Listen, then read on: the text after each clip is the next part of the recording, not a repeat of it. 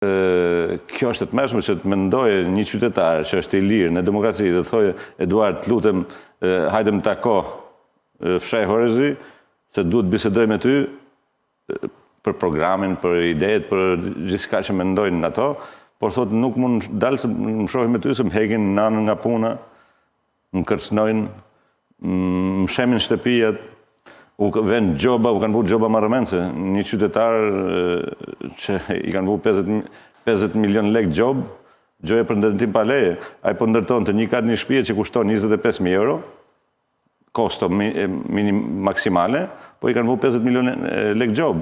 Dhe kjo është një në tmerrët që ndërton pushteti, se kërcënimi janë këto, banda janë këto njerëz, sepse s'mund t'jesh një institucion që ti vepron në bazë ligjit.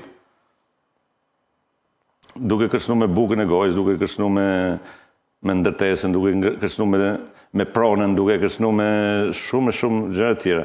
Pra, qyteti i Lezhës ka pas këtë trusni në çdo fushat, por edhe sot ekziston. Dhe ajo që këtë rradhe bën ndryshëm fakt këtë fushat është sepse shohim me pak rrëmuj, siç kanë qenë fushatat tjera, dhe shpresojmë që SPAK, që ka zbarkuar tani në qytetet e ndryshme, ti marri frenat në dorë të këtyre njerëzve që sot dalin në treg duke bler vota, sepse i bindur dhe informacionet, por s'kemi ato provat e duhur dhe unë kërkoj që më vijë një provë, se unë patjetër se do e bëj publike, që qoftë Partia Demokratike e Qarkut të Lezhës, qoftë Partia Socialiste, po blejnë vota. Po blejnë vota? Absolutisht, sepse njerëzit na thonë sa ofroni ju, sepse ne na ofrojnë kaq.